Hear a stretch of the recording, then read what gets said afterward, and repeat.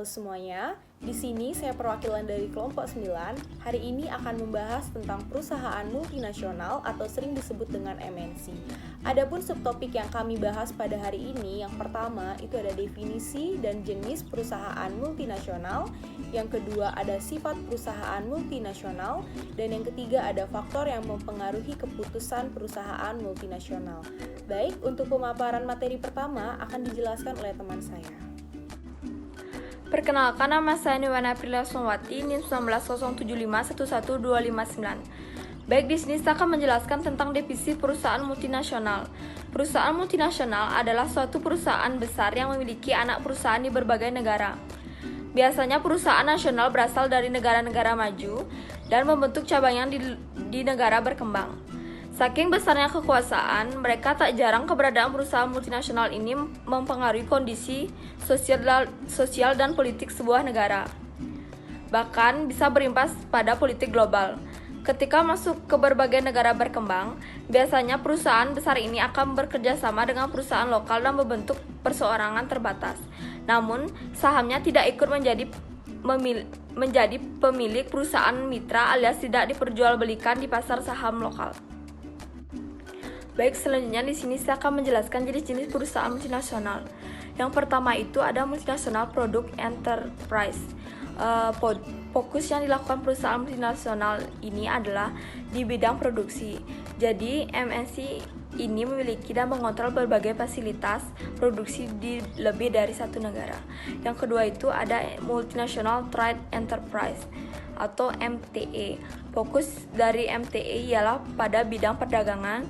Jadi perusahaan ini bergerak dengan menjual barang yang diproduksi di dalam negeri secara langsung kepada badan usaha atau orang di negeri lain. Yang ketiga itu ada multinational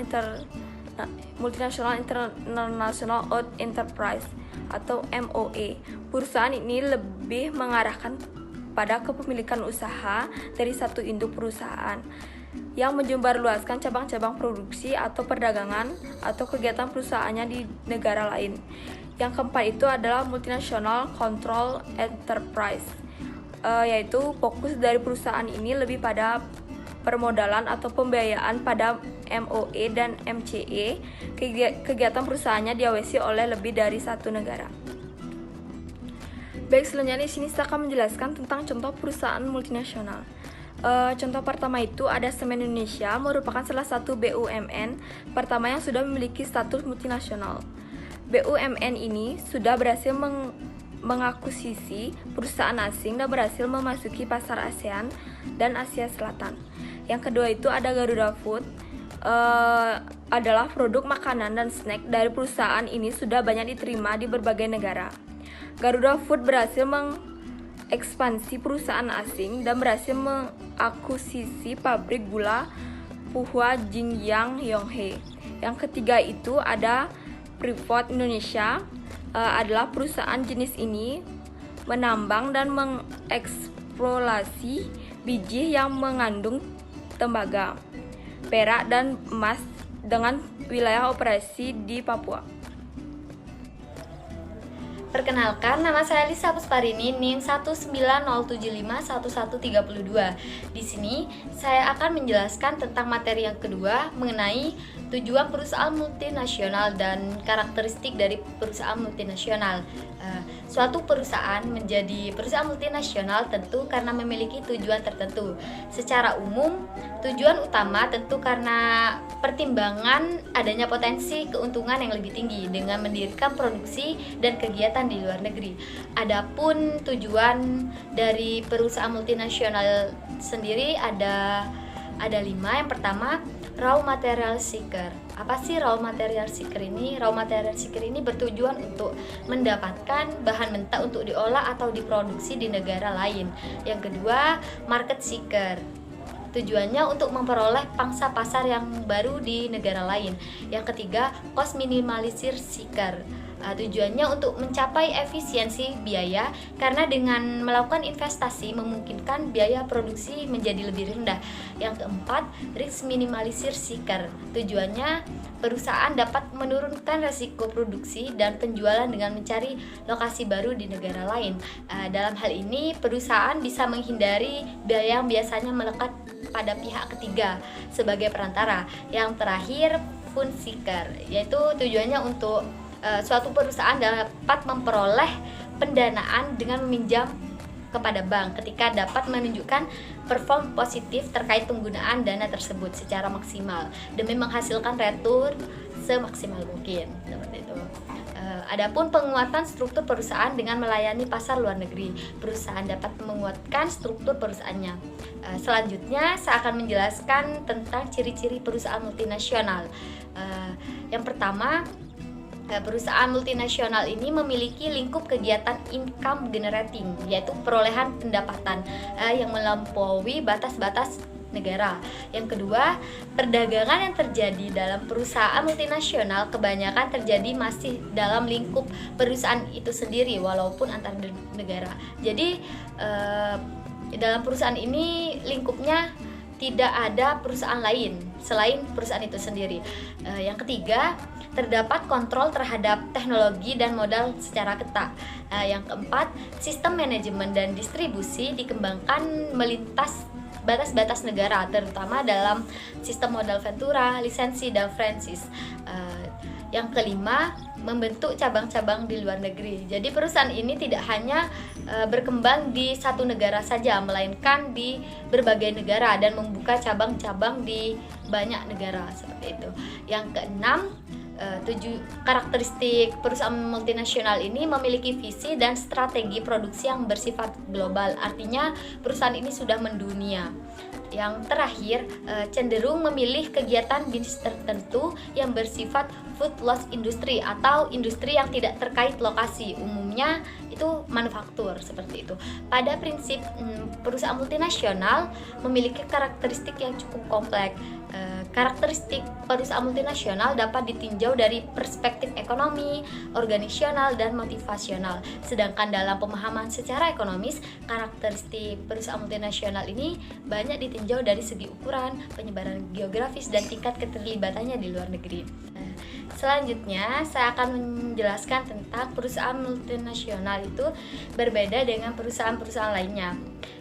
Yang membedakan itu ada 4. Yang pertama, perusahaan multinasional adalah perusahaan besar domestik yang sedikit menempatkan investasinya di luar negeri. Yang kedua, perusahaan domestik yang mungkin melakukan investasinya di luar negeri, hanya saja investasinya dalam unit ekonomi yang lebih kecil. Yang ketiga, perusahaan besar yang melakukan investasi di luar negeri akan tetapi hanya satu atau di 2 negara saja dan dalam skala kecil.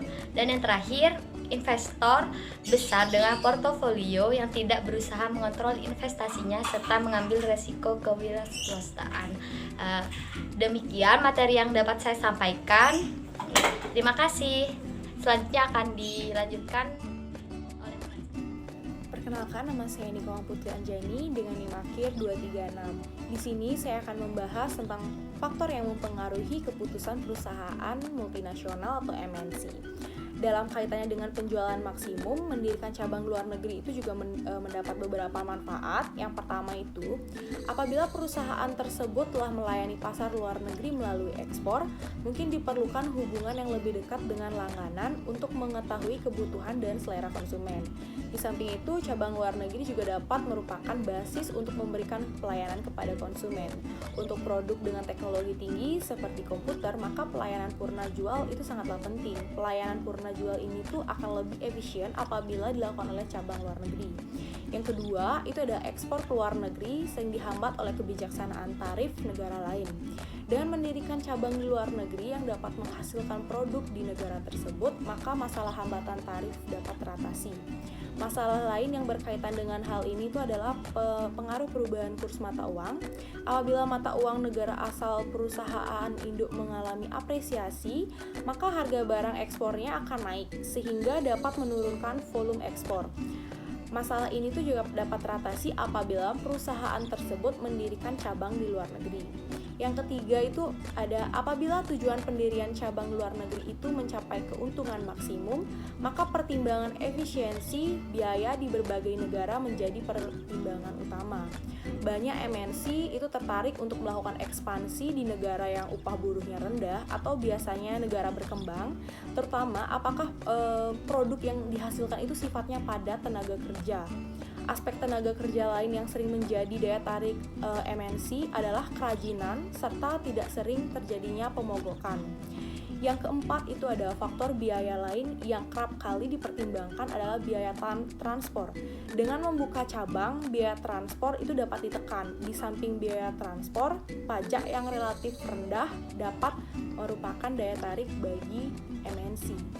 Selanjutnya itu ada faktor non-ekonomi.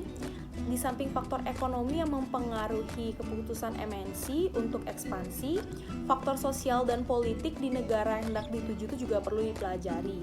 Negara penerima MNC sering mengadakan pengaturan terhadap perusahaan asing, di mana aturan ini tuh biasanya berupa pembatasan keuntungan yang dapat dikirim ke perusahaan induk atau pengaturan mengenai keharusan menggunakan sebagian tenaga kerja dan bahan yang berasal dari negara penerima MNC.